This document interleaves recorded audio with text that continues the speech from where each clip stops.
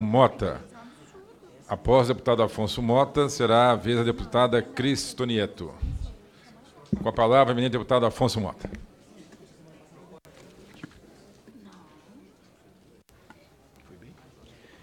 Gostaria inicialmente que fosse aduzido o meu tempo de liderança, senhor presidente. Perfeitamente, excelência. Senhor presidente, senhoras e senhores deputados, em primeiro lugar, gostaria de valorizar a bancada do PDT de 28 parlamentares e a liderança do deputado André Figueiredo, que nos designou deputado Eduardo Bismarck, deputado Gil Cutrim, subtenente Gonzaga, deputado Dagoberto Nogueira, deputado Pompeu de Matos, deputado Sérgio Vidigal, deputado Túlio Gadelha, para esta participação, que teve a contribuição irrestrita de todos e uma participação que honram a nossa posição, uma posição que já tiramos de enfrentarmos o debate, mas nos posicionarmos contra essa proposta que foi apresentada pelo governo. Queria também valorizar muito a nossa equipe técnica. Sem a nossa assessoria técnica, não teríamos condições de dar a nossa contribuição, de dar a nossa participação com tanta qualificação. Preliminarmente, senhor presidente, mais uma vez, registrar a nossa inconformidade com relação à decisão do presidente desta comissão, que nos negou a possibilidade de fornecer destaques supressivos, conforme precedentes dessa comissão e da Câmara dos Deputados, fundamentais para que o exame dessa matéria, o exame do relatório, não fosse um tudo ou nada. Nós não nos conformamos, inclusive, com a posição de vários parlamentares que têm inconformidades com relação a determinadas partes do relatório e que, na hora de votar, não vão poder expressar a sua coerência. Não vão poder expressar, segundo o que foi já registrado nessa comissão. Mas nós temos esperança e, por isso mesmo, o acordo, a aceitação de que deveríamos, claro, respeitar o regimento, mas evitar a obstrução maior, no sentido de que possamos ainda sensibilizar e essa comissão cumpra com o seu papel, o papel de examinar a constitucionalidade, a legalidade, a boa técnica jurídica, porque sem isso nós vamos passar em branco. Esta comissão, apesar de contribuir com o debate, naquilo que é a sua essência, não vai poder cumprir com a sua finalidade. E isso, sem dúvida nenhuma, eu imagino que seja uma frustração de todos, daqueles que vão votar a favor do relatório e daqueles que vão votar pela inconstitucionalidade e inadmissibilidade. Eu queria, do ponto de vista genérico, antes de apresentar sucintamente textos, parte do voto em separado que produzimos, fazer 3 observações. A primeira é a afirmação genérica de que, sem ordem social, não há realização econômica. A segunda é a que nos identifica no contraponto e no bom debate. Nós entendemos que o argumento de justiça fiscal, ele é limitado, ele é restrito e não supera a dignidade humana, não supera a dignidade do trabalho e muito menos supera princípios que norteiam a Constituição. Princípios fundamentais para o cidadão, para a cidadã.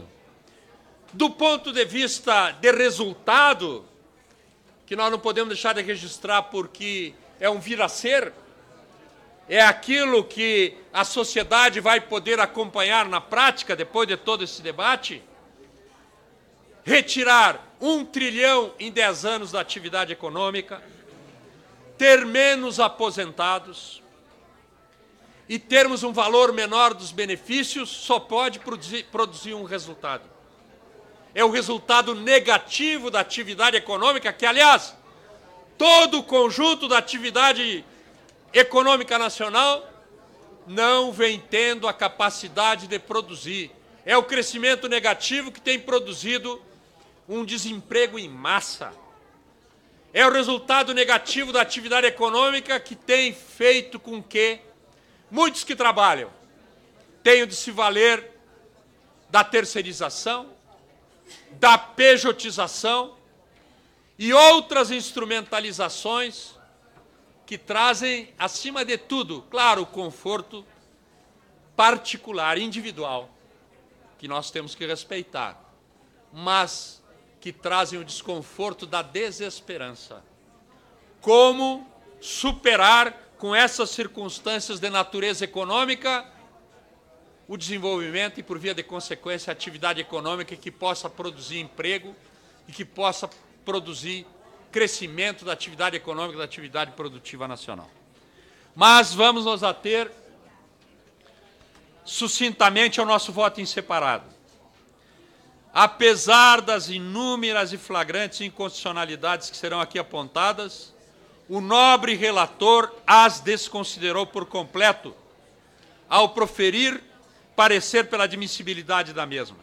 Com a aprovação do parecer do relator, todos os parlamentares que votarem nesse sentido tornam essa fase do processo legislativo meramente protocolar. Afinal, nenhum controle foi feito. Infelizmente, esse parece ser o papel do Poder Legislativo Federal nos últimos anos, o de chancelar a pauta do Poder Executivo, abrindo mão de sua função precípua atribuída pela Constituição Federal, qual seja a de ter protagonismo no processo de modernização da legislação nacional. Até por conta desta postura, com frequência, inúmeras deliberações nessa casa são objeto de ações judiciais, o que enfraquece ainda mais a força do Poder Legislativo e cria insegurança jurídica, papel e responsabilidade dessa Comissão de Constituição e Justiça. Não será diferente agora na proposta que pretende alterar radicalmente a Previdência e Assistência Social, a PEC 619. Feitas essas considerações preliminares, é claro que nós temos inconformidade e achamos que é inconstitucional a desconstitucionalização de direitos fundamentais para futuros segurados dos diversos regimes da Previdência Social. Inconstitucionalidade por ferir direito fundamental à aposentadoria. Fere cláusula pétrea. De acordo com os artigos 40, parágrafo 1º e 201, o direito à previdência social constitui direito fundamental, de acordo com o Supremo Tribunal Federal. Sendo assim, não podem os dispositivos constitucionais relacionados ao tema, sobretudo aqueles que definem os requisitos básicos para a concessão dos benefícios de aposentadoria, serem excluídos do texto constitucional. Remeter o regramento geral do Sistema de Seguridade Social para a lei complementar agride garantias constitucionais. Todos sabemos. Alterar a Constituição exige votos de 3/5 dos parlamentares. Aqui nessa casa, exame em 2 turnos. Lei complementar, maioria absoluta, metade mais 1. Se sempre esteve presente no texto constitucional, não poderia o legislador constituinte derivado, apenas o originário, retirá-lo da Carta Maior. Se agir nesse sentido, está o legislador a ferir princípio do retrocesso social, esse princípio que se encontra implícito na Constituição Federal. Portanto, o nosso voto é pela inadmissibilidade dos artigos 40, parágrafo 1º, e 201, parágrafo 1º da Constituição, com redação dada pelo artigo 1º da PEC 619. Também alegamos a inobservância do princípio da isonomia, que é cláusula pétrea, Inúmeros dispositivos da proposta ferem o princípio da isonomia, princípio fundamental consagrado no artigo 5º da Constituição Federal. Para que haja isonomia, os requisitos diferenciados de acesso à aposentadoria deverão representar o direito dos diversos trabalhadores de acesso de 100% da média de seus respectivos salários de contribuição. O princípio da isonomia deve ser observado, não só quanto aos critérios de acesso ao benefício, como também da definição desse valor. Por isso, votamos pela inadmissibilidade dos artigos 3º, parágrafos 5º e 9º, 4º, parágrafos 5º, 5º, parágrafo 5º, 6º, parágrafo 6º, 7º, parágrafo 4º, 18, parágrafo 3º, 19, 21, parágrafo 1º, 24, inciso 1º, 25 e 27 da PEC 619. Segurado especial, condições de acesso à aposentadoria, intangibilidade, inobservância do princípio também da isonomia, cláusula pétrea. Essas classes de segurados foi definida na década de 1990. Foi resultado de uma política pública específica do governo federal na época, qual seja o de manter o pequeno proprietário rural no campo, impedir o êxodo. E esta proposta de emenda à Constituição, no que diz respeito ao segurado especial, trabalhador rural, faz mudanças substanciais nos critérios de aquisição do direito de aposentadoria. Primeiramente, não mais estabelece distinção de idade entre homens e mulheres. Esta proposta, para ter direito à aposentadoria, o segurado especial deverá ter pelo menos 60 anos de idade, independentemente do sexo. Mas isso não é tudo. A proposta também aumenta o tempo de contribuição, de 15 para 20 anos, e exige o efetivo recolhimento de valores para o INSS a título de contribuição previdenciária correspondente a 600 ao ano. A reunião desses dois requisitos torna o acesso à aposentadoria praticamente inatingível para o segurado especial. Por isso, também aqui, votamos pela inadmissibilidade dos artigos 24, inciso 1º, e 35 da PEC 619. Trabalhador rural, inobservância do princípio da isonomia, estabelecimento de critérios intangíveis de acesso à aposentadoria, cláusula pétrea. O atual texto constitucional estabelece como requisito a idade de 60 anos de ser homem e 55 se mulher. Exige também tempo de contribuição mínimo de 15 anos. Diante do exposto, entendemos que a PEC deve ser inadmitida no tocante ao artigo 24, inciso 1º da proposta. Inobservância do princípio da independência entre os poderes. A proposta fere o princípio da independência entre os poderes, de acordo com o artigo 5º, artigo 195 da Constituição Federal. Nenhum benefício ou serviço de seguridade social poderá ser criado, majorado e estendido por ato administrativo. Lei ou decisão judicial sem o correspondente fonte de custeio total.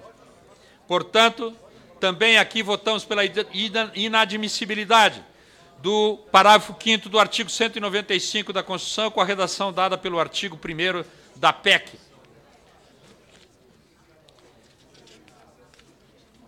Inobservância do princípio da dignidade da pessoa humana, benefício da prestação continuada. Aqui também, senhor presidente, onde tem ocorrido um amplo debate, nós votamos pela inadmissibilidade do artigo 203, 6º da Constituição Federal, com a redação dada pelo artigo 1º da PEC 619. Quando o debate acerca da Previdência se limita puramente aos aspectos econômicos, como já mencionamos, acaba por deixar de lado o aspecto mais importante da Previdência Social, qual seja a sua função protetora, capaz de garantir a vida digna dos trabalhadores e seus dependentes. Nitidamente, a proposta de emenda à Constituição 619 trata do tema única e exclusivamente sob seu viés econômico e fiscalista, tendo como propósito tão somente tornar os diversos regimes previdenciários positivos, A análise do tema jamais poderia limitar-se a esse aspecto. A função da Seguridade Social, aí incluída a Previdência Social e Assistência Social, é proteger o trabalhador dos chamados riscos sociais. E o maior desses riscos é, sem dúvida, a idade avançada. Por conta disso, o legislador constituinte sempre manteve no corpo do texto constitucional os requisitos mínimos da idade e do tempo da contribuição para a aposentadoria. Ao transportá-los para a lei complementar, está a PEC a tornar as regras de concessão desse benefício mais instáveis. As regras propostas pela PEC também tornam praticamente intangível para milhões de brasileiros a aposentadoria com 100% da média de salários de contribuição. A proposta também não leva em consideração as diferenças de sexo e atividade. É bem verdade que há, de fato, regras diferentes, mas estas se limitam ao acesso à aposentadoria. As diversas inconstitucionalidades aqui apontadas, se ainda assim forem aprovadas, poderão gerar insegurança jurídica.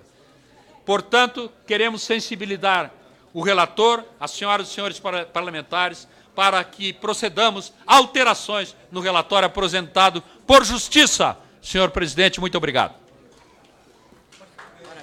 Com a palavra, a deputada Jandira Fegali.